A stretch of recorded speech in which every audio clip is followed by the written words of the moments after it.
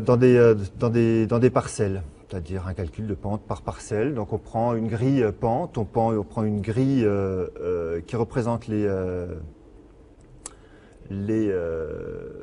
parcelles, et on peut calculer donc une pente moyenne par parcelle.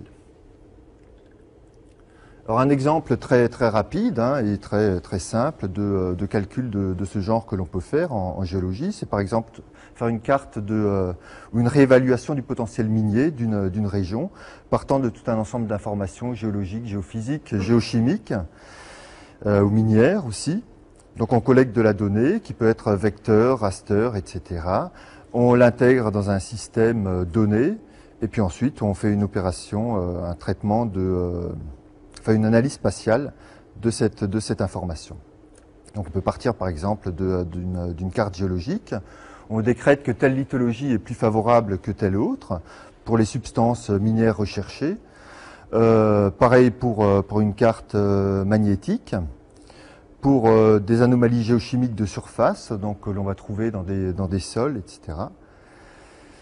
Et en fonction donc des différents critères attribués donc ou des différents scores donnés scores de favorabilité donnés à la géologie, aux données géophysiques, aux données géochimiques, etc.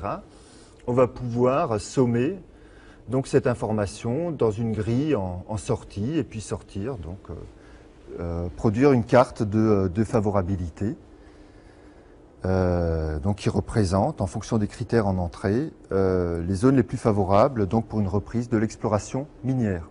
Donc là, c'est vraiment un modèle d'analyse spatiale très simple, où on remplace toute l'information disponible, même quand elle est vectorielle, par un modèle raster, on convertit tout en raster, on affecte des poids aux différents pixels, aux différentes lithologies, aux différentes anomalies mag, et puis ensuite on fait une somme qui peut être pondérée de ces différents critères pour produire une carte de favorabilité en sortie. Alors très rapidement, quelques mots sur l'analyse spatiale vectorielle. Ça, je ne vais pas rentrer dans les détails, elle est souvent plus complexe à mettre en œuvre. Donc c'est quelque chose qui repose beaucoup sur les possibilités, sur la topologie, l'information topologique contenue dans ce modèle qui repose sur les possibilités de gérer des intersections, des unions, des directions, des partages d'arcs, des fonctions du genre totalement contenues, sont recoupées par, etc. Donc de l'information vectorielle. Donc ça, ce sont des fonctions qui sont vraiment très pratiques. Alors après cette partie sur les modèles de données et l'analyse spatiale, je vais vous parler un petit peu des données géologiques en France et de ce qui est fait donc pour les numériser. Donc on a vu que cette information était essentiellement sous forme papier actuellement. Je vais vous dire quelques mots sur ce qui est fait pour la numériser d'une part, l'harmoniser et puis la rendre disponible aux utilisateurs.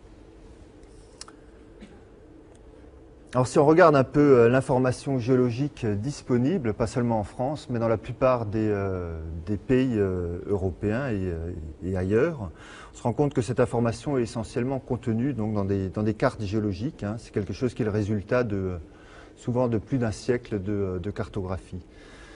Pour mémoire, en France, la première carte géologique de France a été publiée en 1841. Alors l'aboutissement de tout ça, c'est la réalisation donc pour la France de la 6e édition, la 2e édition de la 6e édition donc qui est sortie il y a 2 ans, au millionième de la France.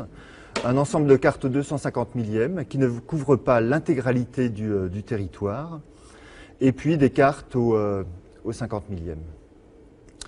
Donc les cartes au 50 millième, il y en a 1060 qui couvrent le territoire national. Sur ces 1060, il y en a plus de 1000 qui sont actuellement disponibles. Celles qui restent donc, devraient être disponibles d'ici quelques années. Donc le BRGM, depuis 2 ans, est engagé dans un projet de vectorisation de toute cette information cartographique papier. Donc dans une reprise de cette information pour la rendre numérique. Donc il y a d'une part des cartes papier, d'autre part des cartes papier qui ont été scannées. Bon, ça ne pose pas trop de problèmes. Le problème des scans, c'est que c'est lourd à, on l'a vu précédemment, c'est quelque chose, une information qui génère des fichiers très importants, qui est souvent difficile à analyser, à utiliser par des logiciels SIG du marché. Donc on reprend toute cette information et on la convertit en données vectorielles.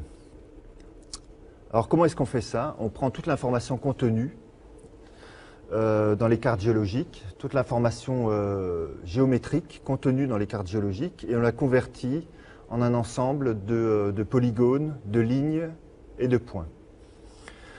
Donc les polygones vont correspondre aux formations géologiques, donc aux polygones que l'on voit sur la carte et aux surcharges qu'on peut trouver sur ces polygones, surcharges qui représentent des altérations, qui représentent des formations superficielles, etc. On va convertir cette information en un ensemble de lignes qui vont être les limites de l'ensemble des formations géologiques, qui vont être des lignes structurales, des failles par exemple, des anomalies géophysiques, qui vont être des lignes d'isovaleur, d'isoprofondeur, d'isoépaisseur que l'on va trouver sur les cartes, et puis des lignes diverses. Il y a aussi toute une information ponctuelle qu'on trouve sur les cartes. Ce sont par exemple des données d'orientation stratigraphique, de foliation, de schistosité. On va y trouver des données géochronologiques, des données des données sur les carrières par exemple, carrières qui souvent ne sont pas représentées sur les cartes IGN, enfin tout un ensemble de données qui sont spécifiques aux cartes géologiques et que l'on va convertir donc en informations géométriques. Alors comment est-ce qu'on procède pour faire cette vectorisation? On procède en fait par scan de cartes. Donc c'est quelque chose que l'on réalise au Bergem qui est sous-traité en partie à des boîtes externes. Donc on réalise un scan des cartes et ensuite on fait une vectorisation, on va dire, automatique, sachant qu'il y a un très gros travail de reconstruction de la manuelle de la topologie derrière tout ça. Alors où est-ce qu'on en est actuellement? Bon, l'essentiel du territoire est couvert. C'est quelque chose qui sera terminé en juin 2006. C'est-à-dire l'intégralité des cartes, donc de plus de 1000 cartes papier disponibles, seront disponibles au format vecteur en juin 2006.